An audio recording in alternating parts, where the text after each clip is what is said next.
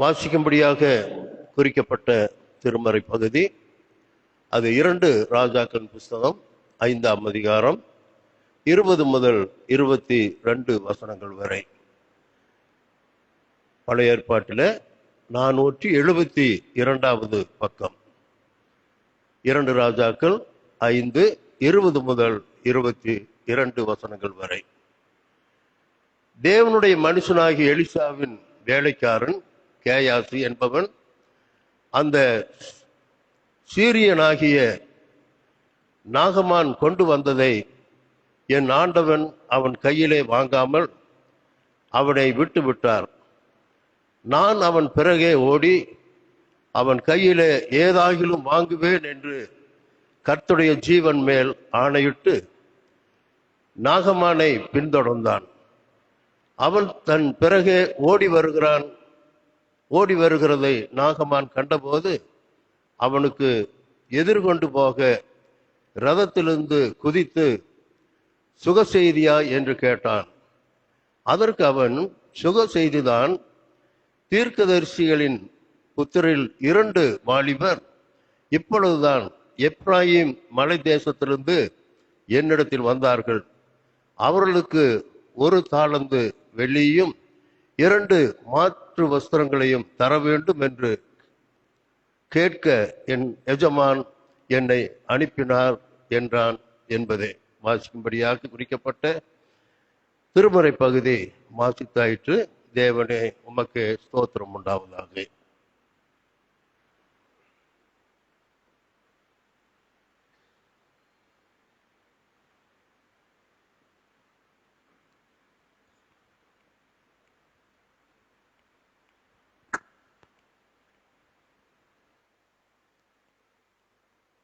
நம்முடைய ஆண்டவராகிய இயேசு கிறிஸ்துவின் கிருபையும் அருளும் அமைதியும் ஆசையும் நம் அனைவரோடும் எப்பொழுதும் தங்கியிருக்க ஆண்டவர் அருள் புரிவாராக. ஜெபம் செய்வோம். நல்ல ஆண்டவரே, தாயாக தந்தையாக எங்களோடு கூட இருந்து இந்த தவக்காலத்தில் எங்களை அற்புதமாக ஆண்டவர் நடத்தி கொண்டு வருகிறேன்.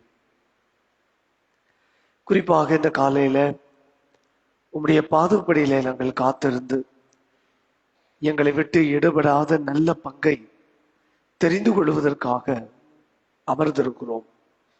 எங்களோடு கூட ஆண்டவர் இடைப்பட்டு இந்த நாளில் எனக்காக எங்களுக்காக ஆண்டவர் வைத்திருக்கிற இந்த ஆவிக்குரிய மன்னாவை நாங்கள் பெற்றுக்கொள்வதற்கு எங்களுக்கு பலத்தார். இயேசுவின் நாமத்தில் ஜெபிக்கிறோம். எங்கள் ஜெபம் கேளும் அன்பின் பிதாவே, ஆமென். மீண்டும் ஒரு புதிய நாளின் காலை வேளையில் இந்த வழிபாட்டில் ஆண்டவருடைய வார்த்தைகளை கேட்கும்படியாய் கடந்து வந்திருக்கிற உங்கள் அத்தனை பேரையும் இயேசுவின் நாமத்தில் அன்போடு கூட வாழ்த்துகிறேன். நேற்றைய தினத்திலிருந்து ஒரு புதிய செய்தி தொடரை நாம் துவங்கி இருக்கிறோம். The persons who lied in the Bible and the reasons. திருமறையிலே பொய் சொன்னவர்களும் அதனுடைய காரணங்களும் என்று சொல்லி நேற்றைய தினத்தில் ஒரு முகவரியோடு செய்தியை நாம் கற்றுக்கொண்டோம். இந்த செய்தியை 2 பகுதிகளாக நாம் பார்க்க போகிறோம் என்று சொல்லி முதல் பகுதியில கன்விக்டட் லைஸ், தண்டிக்கப்பட்ட பொய்கள் என்று நேற்றைய தினத்துல ஒரு மனிதன் பேசின பொய்யை குறித்து உங்களோடு கூட நான் பகிர்ந்து கொண்டேன். நேற்றைக்கு யாரை பற்றி நாம் கற்றுக்கொண்டோம்? யோசேப்பினுடைய சகோதரர்கள் குழுவாக அவர்கள் சொன்ன பொய், அதனுடைய விளைவு எப்படி இருந்தது என்பதை குறித்து நாம் கற்றுக்கொண்டோம். இந்த கால வேளையில ஒரு தனி மனிதன், ஒரு ஊழியக்காரன், அவன் சொன்ன பொய், அதன் மூலமாய் அவன் சந்தித்த விளைவு என்ன என்பதை இன்றைக்கு நாம் கற்றுக்கொள்ள போகிறோம். நேற்றைய செய்தியில யோசேப்பின் சகோதரர்கள் பொய் சொன்னதற்கு காரணம் என்னவென்றால், a crisis in their relationship, சகோதரர்களுக்குள்ள ஒரு உறவு சிக்கல் இருந்தது. அந்த உறவு சிக்கலுக்கு காரணம் தகப்பனுடைய அன்பு யோசேப்புக்கு மட்டும் மிகுதியாய் கிடைக்கிறது. ஆகவே எங்களுடைய தகப்பனுடைய அன்பு எங்களுக்கு கிடைக்கவில்லை. ஆகவே யோசேப்பின் மேல பொறாமை கொள்ளுகிறார்கள். ஆக அவர்கள் பொய் சொன்னதற்கு அடிப்படை காரணம் உறவு சிக்கல், அதன் வழியா எழுந்த பொறாமை. இன்றைக்கு ஒரு மனிதனை நாம் பார்க்க போகிறோம். அந்த மனிதனுடைய பெயர் கேயாசி. யார் இந்த கேயாசி? அவர் என்ன செய்தார்? ஒரு வேகமாக இந்த பின்னணியத்தை நாம் கற்றுக்கொள்ளலாம். இஸ்ரவேல் தேசத்துல கடவுளுடைய பிரதிநிதியாக the representative of God என்று ஒவ்வொரு காலகட்டத்திலும் ஒவ்வொருவர் இஸ்ரவேல் மக்களை வழிநடத்தி வந்ததை திருமறையில நாம் பார்க்கலாம். ஆரம்பத்துல ஆதாமோடு ஏவாளோடு நேரடியான தொடர்பில் கடவுள் இருக்கிறார். A personal context with God's creation. கடவுளுடைய படைப்புகளோடு கடவுள் நேரடியாக தொடர்பு கொள்கிறார், உறவு கொள்கிறார். ஆனால் பாவம் வந்ததற்கு பிறகு கடவுள் தன்னுடைய நேரடி தொடர்பை மாற்றுகிறார். God has changed the communication system. ஆதாமோடு நேரடியாக பேசுகிறார், காயின் ஆபேலோடு கூட பேசுகிறார் இல்லையா? அதன் பிறகு நோவாவோடு கூட பேசுகிறார். ஒரு குறிப்பிட்ட காலகட்டத்துக்கு பிறகு ஆபிரகாம் என்கிற மனிதனை ஆண்டவர் தெரிந்து கொண்டு ஆபிரகாமை கொண்டு அவனுடைய தலைமுறைகளை ஆண்டவர் ஆசீர்வதிக்கிறார். ஆகவே எந்த ஒரு விஷயமாய் இருந்தாலும் கடவுள் ஆபிரகாமோடு நேரடியாக பேசுகிறார். ஆபிரகாம் மூலமாக தம்முடைய ஜனங்களோடு பேசுகிறார். அப்புறம் ஈசாக்கு, அப்புறம் யாக்கோபு. இப்படி ஒரு இனத்தினுடைய தலைவர்களை ஆண்டவர் தெரிந்து கொள்ளுகிறார். அதன் பிறகு யோசுவா என்கிற விடுதலை தலைவனை ஆண்டவர் தேர்ந்தெடுத்து அவர் மூலமாய் வழிநடத்துகிறார். யோசுவாவின் காலம் முடிகிறது, நியாயாதிபதிகளின் காலம் துவங்குகிறது. நியாயாதிபதிகளை கொண்டு ஆண்டவர் பேசுகிறார். இப்பொழுது நியாயாதிபதிகளின் காலத்தில் ஒரு புதிய முறைமை வருகிறது. கடவுளுடைய வார்த்தைகளை கேட்டு ஆண்டவருக்கு சொல்லுகிற ஒரு பெண் தீர்க்கதரிசியை நியாயாதிபதி புத்தகத்திலே வாசிக்கிறோம். அதன் பிறகு ஒரு குறிப்பிட்ட காலம் வரையிலும் கடவுளுடைய நேரடியான தொடர்பு இஸ்ரவேல் மக்களுக்கு இல்லை. அவனவன் தன் தன் இஷ்டத்திற்கு தன் மனம் போன போக்கில நடந்து கொண்டிருக்கிறார். கர்த்தருடைய வார்த்தை என்ன செய்யல, வெளிப்படவே இல்லை. அப்படித்தான் நியாயாதிபதிகள் புத்தகம் கடைசி அதிகாரத்துல 1 சாமுவேல் புத்தகம் முதல் 3 அதிகாரங்களில நாம் அப்படித்தான் நாம் வாசிக்கிறோம். அந்த காலகட்டத்திலே தான் சாமுவேல் என்கிற தீர்க்கதரிசியை கடவுள் பிரித்தெடுத்து சிறுவனாய் இருக்கிற அந்த மனிதனோடு அந்த குழந்தையோடு ஆண்டவர் பேசி தம்மை வெளிப்படுத்துவதாக பார்க்கிறோம். இப்படித்தான் தீர்க்கதரிசிகளின் காலம் துவங்குகிறது. சாமுவேல் தீர்க்கதரிசிக்கு பிறகு எலியா தீர்க்கதரிசி, எலிசா தீர்க்கதரிசி, அதன் பிறகு ஏசாயா, எரேமியா, எசேக்கியேல் என்று சொல்லி தீர்க்கதரிசிகளின் வரிசை தொடர்ந்து கொண்டே இருக்கிறது. இதற்கு இடைப்பட்ட காலத்துல தங்களுக்கு ராஜா வேண்டும் என்று மக்கள் கேட்டது நிமித்தம் இஸ்ரவேல் மக்களுக்கு ராஜாவை ஏற்படுத்துகிறார். கடவுளுடைய இடத்தில் அவருடைய காட்ஸ் ரெப்ரசன்டேட்டிவ் என்று அழைக்கப்படுகிற கடவுளின் பிரதிநிதி ஆபிரகாம், ஈசாக்கு, யாக்கோபு, மோசே, யோசுவா இப்படி இருந்தது. அதன் பிறகு சாமுவேல் தீர்க்கதரிசி, அதன் பிறகு எலியா, எலிசா, அப்புறம் ராஜாக்கள், சவுல் ராஜா, தாவீது ராஜா என்று சொல்லி ராஜாக்கள் கடவுளுடைய பிரதிநிதியா இருந்தார்கள். ராஜாக்கள் கடவுளின் பிரதிநிதியா இருக்கிற காலகட்டத்திலேயே ராஜாக்களுக்கு எச்சரிப்பை கொடுப்பதற்கு கடவுள் தீர்க்கதரிசிகளை ஆண்டவர் பயன்படுத்துகிறார். ராஜா தப்பான வழியில போகும்போது இந்த தீர்க்கதரிசிகள் they are the real representative to condemn the atrocities done by the kings. ராஜாக்கள் அக்கிரமமான காரியங்களை செய்கிற போது துணிந்து ராஜாவை கண்டிக்கிற விஷயத்தை செய்தவர்கள் இந்த தீர்க்கதரிசிகள். ஆக கடவுளுடைய பிரதிநிதியாக, கடவுளுடைய வார்த்தையின் பிரதிநிதியாக செயலாற்றினவர்கள் இந்த தீர்க்கதரிசிகள். அப்படிப்பட்ட ஒரு தீர்க்கதரிசி எலிசா. அந்த தீர்க்கதரிசியோடு கூட உதவிக்காரனாய் வேலைக்காரனாய் இருந்தவர் தான் இந்த கேயாசி. கேயாசி என்கிற அந்த பெயருக்கு பொருள் என்னவென்றால் தரிசன பள்ளத்தாக்கு என்னதற்கு பெயர். த வேலி ஆஃப் விஷன், தரிசன பள்ளத்தாக்கு. அப்ப அவங்க அம்மா அப்பா எல்லாம் ஒரு தீர்க்கதரிசியின் தலைமுறையில வருகிறவன், ஒரு தீர்க்கதரிசிக்கு உதவிக்காரனாய் இருக்கிறவன், ஊழியக்காரனாய் இருக்கிறவன். ஆகவே இந்த தீர்க்கதரிசியை போலவே தரிசனத்தோடு கூட அவன் இருக்க வேண்டும் என்று நினைத்து கேயாசி என்று அவனுக்கு பெயர் வைத்தார்கள். நீண்ட காலமாய் இந்த கேயாசி எலிசாவோடு ஊழியத்தில இருக்கிறார். எலிசா எங்கெல்லாம் இருக்கிறாரோ அங்கெல்லாம் கேயாசியும் கூடவே இருப்பார். ஒரு பர்சனல் அசிஸ்டன்ட் போல, நேர்முக உதவியாளரை போல கேயாசி எலிசாவோடு கூட இருக்கிறார். அப்படி இருக்கிற போது ஒரு நல்ல உறவை எலிசா கேயாசியோடு கூட வைத்திருந்தார், அல்லது கேயாசி எலிசாவோடு ஒரு நல்ல உறவை வைத்திருந்தார். எலிசாவுக்கு சந்தேகங்கள் வருகிற பொழுதெல்லாம் நேரடியாகவே தன் எஜமானத்துல கேட்கிற உரிமை எலிசாவுக்கு இருந்தது.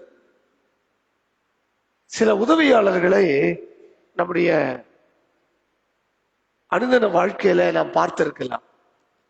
அரசியல்வாதிகள் அல்லது அமைச்சர்கள், முதலமைச்சர்கள், அவர்களோடு கூட நிழல் போல வந்து கொண்டிருக்கிற உதவியாளர்களை நாம் பார்த்திருப்போம்.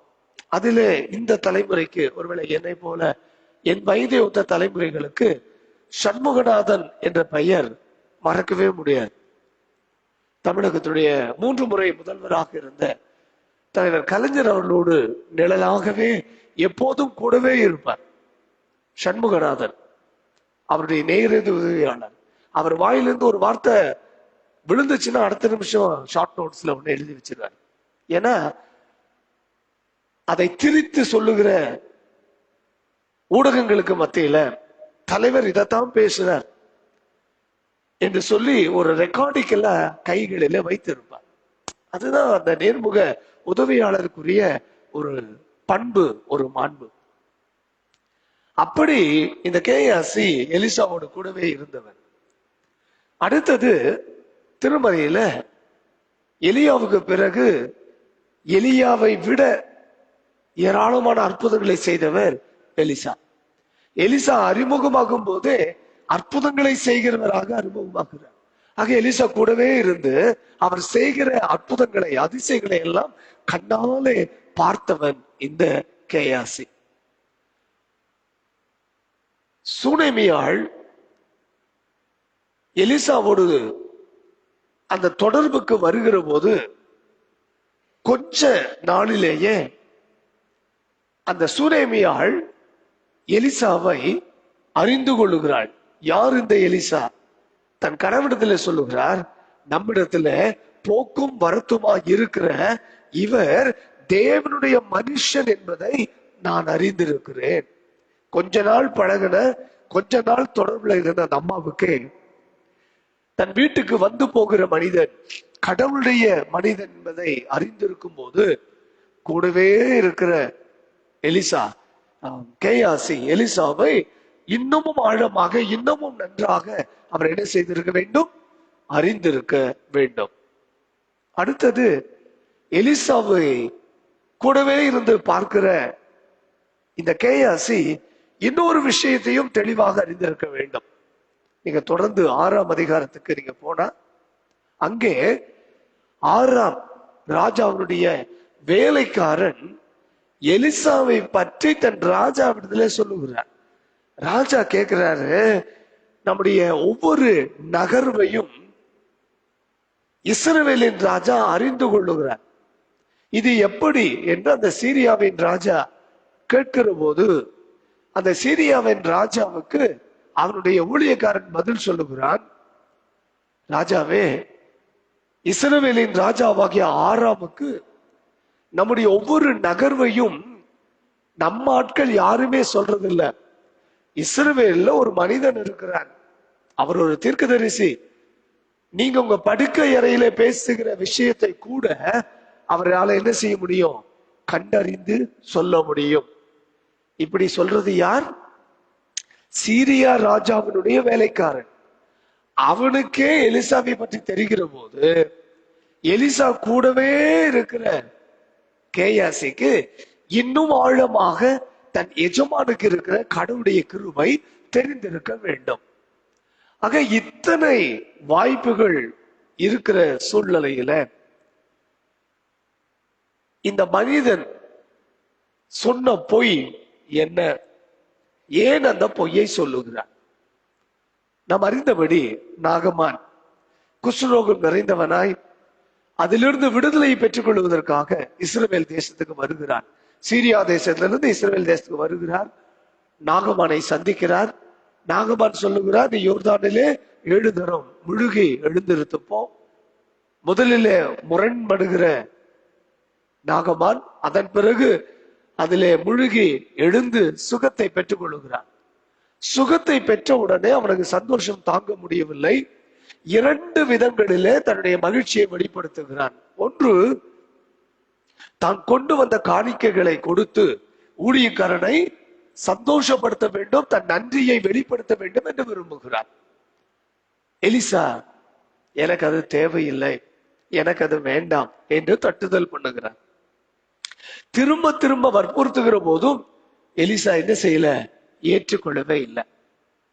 அடுத்தது அந்த மனிதன் செய்கிற காரியம், நான் இந்த இஸ்ரவேல் தேசத்தினுடைய மண்ணை ஒரு கோவேறு கழுதை சுமக்கத்தக்கதாக என் தேசத்துக்கு நான் எடுத்து போகிறேன். இந்த மண்ணிலே ஒரு சக்தி இருக்கிறது. இது ஒரு மனிதனுடைய ஒரு மூட நம்பிக்கை அல்லது ஒரு கடவுள் நம்பிக்கையினுடைய எக்ஸ்ட்ரீம் எக்ஸ்பிரஷன். இஸ்ரவேல் தேசத்துக்கு பயணம் போகிறவர்கள் எல்லாரும் அங்கே இருந்து திரும்பி வருகிற போது சில பொருட்களை தவறாமல் கொண்டு வருவார்கள். அதாங்க பாட்டில்ல டப்பால போட்டு வித்துக்கிட்டு இருப்பாங்க, பிசினஸ். அதுல ஒண்ணு இஸ்ரவேலுடைய மண். ஒரு டப்பால ஒரு மண்ணை போட்டு கொண்டு வருவாங்க. அடுத்தது ஜோர்டான் ரிவர், யோர்தான் நதியினுடைய தண்ணீர். அடுத்தது கானாவூரினுடைய திராட்சை ரசம்.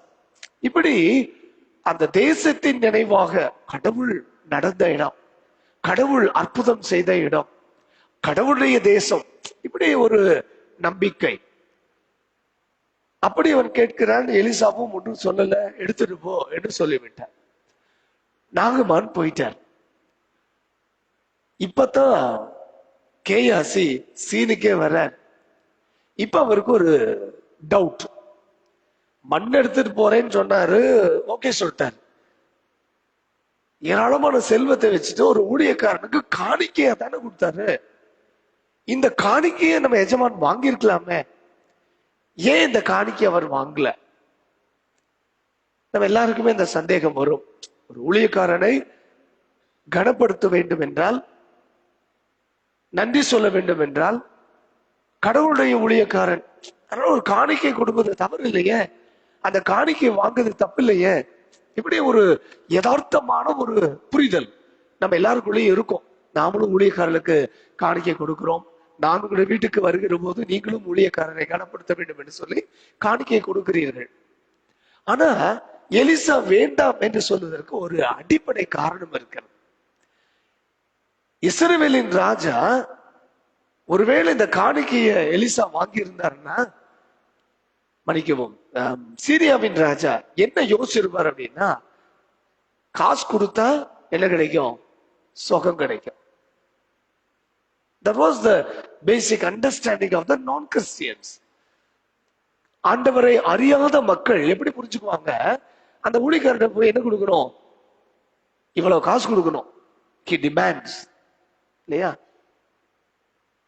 இன்றைக்கு ஒருவேளை நம்முடைய இந்திய தேசத்துல, தமிழ்நாட்டுல ஊழியக்காரருடைய நிலைப்பாடு இப்படித்தான் இருக்கு. வரும்போதே கேட்பாங்க, ஒரு அந்நியர் ஆண்டவரை அறியாதவங்க ஊழியக்காரர் நம்ம கூட்டு போறோம்னு வச்சுக்கோங்க, அவங்க கேட்பாங்க, ஏங்க அவர் நிறைய காசு கேட்பாராமே, இல்லையா? எவ்வளவு காசு கொடுத்தா அவரு எனக்கு சௌத்தை கொடுப்பார்? என்ன ஆயிரும்? கடவுளுடைய வல்லமை விற்பனைக்கு என்ற நிலை வந்துவிடும். வசனம் தெளிவாய் சொல்லுகிறது, இலவசமாய் பெற்றீர்கள், இலவசமாய் கொடுங்கள். வரங்கள் கடவுளாலே அருளப்படுகிற ஆண்டவருடைய கிருபை. அதை என்ன செய்யக்கூடாது? விற்பனைக்கு அல்ல. சில ஆண்டுகளுக்கு முன்பு ஒரு விஏஓ, வில்லேஜ் அட்மினிஸ்ட்ரேட்டிவ் ஆபீசர், தன்னுடைய ரூம்ல எழுதி வைத்திருந்தார், இங்கே என் கையெழுத்து விற்பனைக்கு அல்ல. இல்லையா? பொதுவாகவே ரெவென்யூ டிபார்ட்மெண்ட்ல டப்பு கொடுக்காம என்ன ஆகாது? கையெழுத்து போட. ஒரு நேர்மையான அதிகாரி எழுதி வச்சிருக்கிறாரு, என் கையெழுத்து விற்பனைக்கு அல்ல அப்படின்னா, அங்க வந்தா டாக்குமெண்ட் கரெக்டா இருந்தா என்ன செய்வேன்? கையெழுத்து போட்டுருவேன். காசு கொடுத்து என்ன செய்ய முடியாது? நீ கையெழுத்து வாங்க முடியாது. தேர்தல் காலம் வருகிற போது நம்ம எல்லாரும் மனசுல வைத்துக் கொள்ள வேண்டிய ஒரு விஷயம், என்னுடைய வாக்கு விற்பனைக்கு அல்ல. அவர் 1000 கொடுத்தா வாங்கிக்குவேன், இவர் 2000 கொடுத்தா வாங்கிக்குவேன், அவர் சேலை கொடுத்தா வாங்கிக்குவேன். இப்படி அற்பமான காரியத்துக்கு ஆசைப்பட்டு ஆசைப்பட்டு நல்ல தலைவர்களை தெரிந்தெடுக்க நாம் தவறி போனோம் என்பதுதான் இந்தியாவினுடைய நிதர்சனமான உண்மை. இது அரசியல்வாதிகளுக்கு நல்லா தெரியும். இப்படிதான் வீர வசனம் பேசுவானுங்க. பச்சை நோட்டு காட்டிட்டா வாங்கிடுவாங்க, அவ்வளவுதான். விலை கொடுத்து வாங்கிடலாம், இல்லையா? ஆக எலிசா ரொம்ப ஜாக்கிரதையோடு கூட இருக்கிறார். என் ஆண்டவருடைய வல்லமை, என் ஆண்டவருடைய பெயர் விற்பனைக்கு அல்ல. அதை நான் காசு கொடுத்து இதை செய்யல. கர்த்தர் இந்த மனிதனை சந்திக்க சொல்லி கர்த்தர் எனக்கு கொடுத்திருக்கிறார், விடுதலையை கொடுத்திருக்கிறேன். That's all. இப்ப இவனுக்குள்ள ஒரு பெரிய போராட்டம். ஏன் வாங்கல, ஏன் வாங்கல? நாகமான் போயிட்டாரு. நாகமான் கூடவே எலிசாவின் மனதும் என்ன செஞ்சிருச்சு? கூடவே போயிருச்சு. அவருடைய மனது, கவனம், சிந்தனை எல்லாம் நாகமான் பேர்ல இல்ல. எங்க இருக்கு? நாகமான் கொண்டு வந்த செல்வத்தின் பேர்ல இருக்கிறது. செல்வத்தை குறித்து திருமறையில நிறைய செய்திகள் உண்டு. அதுல சில 2 வசனங்களை சொல்லுகிறேன். 1 யோவான் 2:16, இல்லையா? மாம்சத்தின் இச்சை, கண்களின் இச்சை, ஜீவனத்தின் பெருமையாகியவைகள் எல்லாம் உலகத்தில் உண்டானவைகள். 1 தீமோத்தேயு 6:10 பவுல் சொல்லுகிறார், பண ஆசை எல்லா தீமைக்கும் வேறாய் இருக்கிறது. அநேகர் அதை இச்சித்து விசுவாசத்தை விட்டு வழுவி தங்கள் இருதயங்களை என்ன செய்கிறார்கள்? உருவ குத்துக் கொள்ளுகிறார்கள். இப்படி இந்த பொருள் ஆசையை குறித்து திருமறை நமக்கு எச்சரிக்கையான செய்தியை கொடுக்கிறது. ஒரு நல்ல ஊழியக்காரனாய் இருந்தால், ஒரு நல்ல அசிஸ்டன்ட், உதவிக்காரனாய் இருந்தால், தன் எஜமானிடத்திலிருந்து நல்ல விஷயங்களை என்ன செய்யணும்? கற்றுக்கொள்ள வேண்டும், இல்லையா? நிறைய நேரங்கள்ல நம்முடைய சீனியர், நமக்கு மூத்தவங்க யார் இருக்காங்களோ, குறிப்பா எங்களை போல ஆயர்கள் ஊழியத்துக்கு துவக்கத்துல வருகிற போது நிறைய ஸ்கிரீனிங் டெஸ்ட் இருக்கும். எல்லாம் முடிச்சுட்டு கடைசியா செலக்ட் பண்ணியாச்சுன்னா ஒரு சீனியர் பாஸ்டர் கீழே குறைஞ்சது 2 வருஷம் வேலை செய்யணும். நான் 7 வருஷம் வேலை செஞ்சேன். கூடவே இருந்து என்ன செய்யணும்? ஊழியத்தை பற்றிய காரியங்களை அறிந்து கொள்ள வேண்டும், கற்றுக்கொள்ள வேண்டும். நிறைய விஷயங்கள் கற்றுக்கொள்வதற்கு இருக்கிறது. இந்த கேயாசி கற்றுக்கொள்ள தவறின விஷயங்கள். ஒன்று, தன்னுடைய எஜமான் எலிசா எவ்வளவு அற்புதமாக வார்த்தையினாலே குணப்படுத்தி இருக்கிறார். அவர் ஒண்ணுமே பண்ணல. நீ போய் என்ன செய்ய, யோர்தான்ல குளி. ஒரு நாள்ல அந்த யோர்தான் நதியில எத்தனையோ பேர் குளிக்கிறாங்க. எத்தனையோ பேர் அந்த யோர்தான் நதியில ஞானஸ்தானத்தை எல்லாம் வாங்கியிருக்காங்க. ஆனா அந்த நாகமானுக்கு மட்டும் ஆண்டவர் சுகத்தை கொடுத்தாரு. அது எப்படி? நியாயமான கேள்வி வந்திருக்கணும். அப்ப அந்த யோர்தான் நதியில என்ன இல்ல, ஆற்றல் இல்ல, கடவுளுடைய வார்த்தையிலே தான் அங்க வல்லமை இருக்கிறது. இத கவனிக்கல. அடுத்தது, his mind didn't care about how the power of God healed the Gentile. ஒரு அந்நியனை கடவுளுடைய வல்லமை எப்படி குணப்படுத்தியது என்பதை கவனிக்க தவறி போகிறான். மூன்றாவது, நான் வாழ்ந்து கொண்டிருக்கிற இந்த இஸ்ரவேல் தேசம் எவ்வளவு பெரிய ஆசீர்வதிக்க தேசம். இந்த தேசத்தை ஆராம் என்கிற ராஜா ஆண்டு கொண்டு இருந்தாலும் இந்த தேசத்தினுடைய ஆளுகை என் கடவுளிடத்திலே தான் இருக்கிறது. இது ஒரு பரிசுத்த பூமி, இது ஒரு வல்லமை நிறைந்த ஒரு தேசம். இந்த தேசத்தில் இருந்து அற்புதங்களை, அடையாளங்களை கடவுள் செய்து கொண்டு இருக்கிறார். ஆண்டவரை அறியாத ஒரு மனிதன் என் தேசத்துக்கு இஸ்ரவேலின் கடவுளை அறிந்து கொண்டு போயிருக்கிறானே. அப்படியானால் நான் எவ்வளவு ஆசீர்வதிக்கப்பட்டவன். கர்த்தருடைய ஊழியக்காரங்கிட்ட நான் இருக்கும்போது நான் இன்னும் நிறைய என்ன செய்யணும், கற்றுக்கொள்ள வேண்டும் என்று கேயாசி நினைத்திருக்க வேண்டும். ஆனா அவர் நினைக்கல. அவருடைய மனது முழுவதும் எங்கதான் இருக்கு, நாகமான் திருப்பி கொண்டு போன செல்வத்திலேயே தான் இருந்து கொண்டு இருக்கிறது. ஏன் எங்க எஜமான் இந்த காணிக்கைய வேண்டான்னு சொல்லிட்டாரு? அவர் வேண்டாம் சொன்னா பரவாயில்ல, எனக்காவது கொடுத்துருக்காங்கல்ல இல்லையா? என் கூட ஊழியத்துக்கு கமிட்டி மெம்பர்கள்லாம் வரும்போது ஒரு பெரிய சிக்கல் அவங்களுக்கு இருக்கும். நான் எந்த வீட்டுல போனாலும் டீ ஐயா வேணாமா, ஐயா நீங்க டீ சாப்பிட மாட்டீங்க. அவங்களுக்கு கூட வரும்போது டீ சாப்பிடணும்னு ஆசை இருக்கும், டயர்டா இருப்பாங்க. இவரும் டீ குடிக்க மாட்டாரு. கூட வர நமக்கு என்ன செய்யுது, டீ கிடைக்காது. ஐயர் கூட போனா கொலைப்பட்னியா தான் என்ன செய்யணும், திரும்ப வரணும். இப்படி ஆரம்பத்திலிருந்தே என்னோடு கூட வருகிற நபர்களுக்கு என் மேல ஒரு வருத்தம் உண்டு. சரி, அடுத்தது கேயாசுடைய மனம் அந்த பணத்தையே என்ன செஞ்சிருக்கு, சுத்திக்கிட்டே இருக்கு. அடுத்தது அந்த பணத்தையே சுத்திட்டு இருந்ததுனால அதை அடைய வேண்டும் என்கிற ஆசை கேயாசிக்குள்ள என்ன செய்யுது, பெருகி கொண்டே இருக்கிறது. எப்படியாவது அதை நான் அடைய வேண்டும் இல்லையா? பண ஆசை எல்லா தீமைக்கும் வேர். அதை எப்படியாகிலும் அடைய வேண்டும். கடைசியில் யோசிக்கிறாரு, இல்ல இல்ல நம்ம எஜமான நம்பினா நம்ம என்ன செய்ய முடியாது, பொழைக்க முடியாது. நாம் என்ன செய்யலாம், நமக்காக ஒரு வழியை தெரிந்து கொள்ளலாம் என்று சொல்லிவிட்டு நாகமானுக்கு பின்னாடி ஓடுறார். 20வது வசனத்தை நீங்கள் வாசித்து பார்த்தால், நாகமான் கொண்டு வந்ததை என் ஆண்டவன் அவன் கையிலே வாங்காமல் அவனை விட்டு விட்டார். நான் அவன் பிறகே ஓடி அவன் கையிலே ஏதாவது வாங்குவேன் என்று கர்த்தருடைய ஜீவன் மேல் ஆணையிடுகிறான் இல்லையா? அவன் செஞ்ச முதல் தப்பு பண்றதுக்கு துணை யாரு? கடவுள் தான் துணை இல்லையா? ஒரு திருட லெந்து காலத்துல திருட போனானா.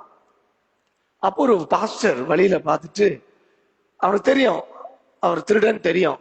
ஏப்பா இந்நேரத்துல எங்க போற, காலையில ஆராதனை இருக்கு, கோயிலுக்கு வராம எங்க போற? நான் என் தொழிலுக்கு போறேன். ஏப்பா லெந்து காலத்துல எல்லாம் பண்ணலாமா? நோ பாதிரி, நோ பாஸ்டர், காலையில கிளம்பும் போதே ஜெபம் பண்ணிட்டு தான் போனேன். இன்னைக்கு நல்ல கை நிறைய கிடைக்கணும்னு சொல்லி ஜெபம் மட்டும் தான் போனேன் இல்லையா? இப்படி தப்பு பண்றதுக்கு கூட என்ன செய்யறது, அவரையும் சேர்ந்து துணையா கூட்டிட்டு போகிற பழக்கம் நமக்குள்ளே உண்டு, ஊழியக்காரர்கள உண்டு. இன்னைக்கு இருக்கிற நிறைய ஊழியக்காரருடைய வாழ்க்கையில விழுந்து போவதற்கு அடிப்படை காரணம், தவறு செய்வதற்கு யாரை கூட துணையா வச்சுக்கிறது. ஆண்டவர் சொன்னார், ஆண்டவர் சொன்னார், ஆண்டவர் சொன்னார். கேட்க முடியாது இல்ல, நம்ம திருப்பி கேட்க மாட்டோம்ல. எங்கிட்ட மட்டும் பேசாத ஆண்டவர் உங்ககிட்ட மட்டும் எப்படி பேசுறார்? நானும் கிறிஸ்தவன் தான், எங்கிட்ட அவர் பேசவே மாட்டேங்கிறாரு. உங்ககிட்ட மட்டும் எப்படியா பேசுறாரு இல்லையா? ஓகே, போகிறாரு. போயிட்டு அடுத்தது என்ன செய்யறாரு? துணிந்து போய் சொல்றாரு. தான் சொல்றது பொய்ன்னு தெரியும், அதை துணிந்து சொல்லுகிறார். இப்பதான் 2 தீர்க்கதரிசி புத்தர் 2 வாலிபர்கள் வந்தாங்க. அவங்களுக்கு கொடுக்கறதுக்கு 2 தாளந்து வெள்ளை, 1 தாளந்து வெள்ளியும் 2 மாற்று வஸ்திரங்களும் வேண்டும் என்று கேட்கிறார். உடனே அவர் என்ன செய்யறாரு? ரெட்டிப்பா எடுத்து கொடுக்கிறார். 2 தாளந்து வாங்கிக்க, இன்னும் கொஞ்சம் வாங்கிக்க என்று சொல்லி நிறைத்து அனுப்புகிறார். வீட்டுக்கு வர்றாரு. எலிசா தன் வேலைக்காரனை பார்த்து கேட்கிற முதல் கேள்வி 25வது வசனத்துல, கேயாசியே எங்கே இருந்து வந்தாய் என்று எலிசா கேட்கிறதுக்கு, உமது அடியேன் எங்கும் போகவில்லை. 3வது பொய் இல்லையா? பொருளாசை. அடுத்தது பொருளாசை நிமித்தம் ஏற்படுத்த முதல் பொய், துணிகரமான பொய். இப்பொழுது அடுத்த பொய், நான் எங்கேயும் போகவே இல்லை. எலிசா சொல்லுகிறார், அந்த மனுஷன் உனக்கு எதிர்கொண்டு வந்ததன் ரதத்திலிருந்து இறங்கி திரும்புகிற போது என் மனம் உன்னுடனே கூட செல்லவில்லையா? ஏப்பா, நீ போகும்போது நீ ஓடி வரத பார்த்து நாகமான் திரும்பி வரும்போது உன்னுடைய மனசுக்குள்ள யார் இல்ல, நான் கூட இருக்கிறேனே, உனக்கு தெரியலையா? அர்த்தம் என்ன தெரியுமா? கர்த்தருடைய பிரசன்னம் நம்மோடு கூடவே இருக்கிறது என்பது உனக்கு புரியவில்லையா? இல்லையா? கடவுளுடைய பிரசன்னம் நம்மோடு கூட இருந்தால் இவ்வளவு ஒரு துணிகரமான பாவத்தை செய்வதற்கு நீ என்ன செய்திருக்க மாட்டாய்? துணிந்திருக்க மாட்டாய். இந்த காலம் எப்படிப்பட்ட காலம் தெரியுமா? பணத்தை வாங்குவதற்கும் வஸ்திரங்களையும் ஒலிவத்தோப்புகளையும் திராட்சை தோட்டங்களையும் ஆடு மாடுகளையும் வேலைக்காரரையும் வேலைக்காரையை வாங்குவதற்கு இது காலமா? ஒரு கேள்வி கேட்கிறார். இது ஒரு அச்சுறுத்தல் நிறைந்த ஒரு காலம். இஸ்ரவேலுக்கு ஒரு பெரிய ஆபத்து இருக்கிறது. இஸ்ரவேல் முற்றுகையிடப்பட்டிருக்கிறது. இஸ்ரவேலின் மக்கள் மிகப்பெரிய ஒரு தவிப்பிலும் சஞ்சலத்திலும் இன்னும் கொஞ்ச நாள்ல போக போறாங்க. இந்த நேரத்துல பணத்தை சேர்றது, இந்த நேரத்துல ஒலிவ தோப்பு வாங்குறது, இந்த தோப்புல வீடு கட்டுறது, அதுக்கு இதுவா நேரம்? உன் ஆத்துமாவை ஆதாயப்படுத்திக் கொள்வதற்கு கடவுள் இந்த தருணத்தை கொடுத்திருக்கிறார் என்று சொல்லிட்டு, விளைவு என்ன தெரியுமா? நாகமானுடைய குஷ்டரோகம் அவனை விட்டு போயிடுச்சு. இப்ப அந்த குஷ்டரோகம் யாருக்கு வருது? உனக்குள்ள வந்துடுச்சு. அந்த பொருளாசை நிமித்தம் நீ தொடர்ந்து பொய்களை சொல்லி சொல்லி பாவத்துக்கு மேல் பாவத்தை என்ன செய்கிறாய்? செய்து கொண்டே இருந்தாய். ஆகையினால அவனுக்குள்ளே இருந்த குஷ்டம் உனக்குள்ளே இருக்கும். அதோடு நின்றுந்தா பரவாயில்ல, உன் சந்ததியும் பிடிக்கும். அதனாலதான் திருவசனம் சொல்லுகிறது, பாவத்தின் சம்பளம் மரணம். பாவத்தின் சம்பளம் மரணம் இல்லையா? பாவம் செய்யும் போது அந்த பாவத்தை என்ன ஆகும்? குட்டி போடும், அது வட்டி போடும். அதுதான் இது. பாவம் செய்யும் போது அதை பத்தி யோசிக்கிறது இல்ல. அந்த பாவம் என்ன செய்யுது? தொடர்ந்து பிடிக்கும் இல்லையா? அந்த பாவம் தொடர்ந்துகிட்டே இருக்கும். ஆதாம் காலத்திலிருந்து இந்த செய்தி நமக்கு வந்து கொண்டே இருக்கிறது. ஆனால் துணிகரமாகவே பல காரியங்களை நாம் செய்து கொண்டிருக்கிறோம். கேயாசனுடைய வாழ்க்கையினுடைய முடிவு நமக்கு ஒரு மிகப்பெரிய எச்சரிப்பை கொடுக்கிறது. இந்த உலகத்துல எந்த நிலைமையில எந்த சூழ்நிலையில இருந்தாலும் பாவம் நம்மை என்ன செய்யும்? தொடும். அதான் உண்மை. ஊழியக்காரன் பக்கத்திலேயே இருக்கிறேன், ஆனாலும் பாவம் என்னை தொடும். அப்ப எவ்வளவு ஜாக்கிரதையா இருக்க வேண்டும் என்பதை இந்த பகுதி சொல்லுகிறது. அடுத்தது, அந்த பாவம் உணர்த்தப்படுகிற போது மனம் திரும்பிடணும். இல்லைன்னா அந்த பாவம் என்ன செய்யும்? தொடர்ந்து நம்முடைய வாழ்க்கையில வந்து கொண்டே இருக்கும். இந்த காலை வேளையில கேயாசுடைய பொய்யின் காரணம் அவனுக்குள்ளே பெருகின பொருளாசை. ஊழியக்காரன் கூடவே இருந்தும் ஊழியக்காரத்துல தேவையானதை கற்றுக்கொள்ளாமல் வந்தவனிடத்துல ஒரு செய்தியை கற்றுக்கொள்ளுகிறான். பணம் இருந்தால் நல்லது. அதனுடைய விளைவு அவனுடைய சந்ததி சபிக்கப்பட்ட சந்ததியாய் மாறி போனது. நாளைய தினத்துல மீண்டும் ஒரு மனிதனோட செய்தியோடு உங்களை நான் சந்திக்க விரும்புகிறேன். ஆண்டவருடைய அன்பின் கரம் நம்மோடு கூட தொடர்ந்து வழிநடத்தி ஆசீர்வதிப்பதாக. ஆண்டவருடைய திருப்பை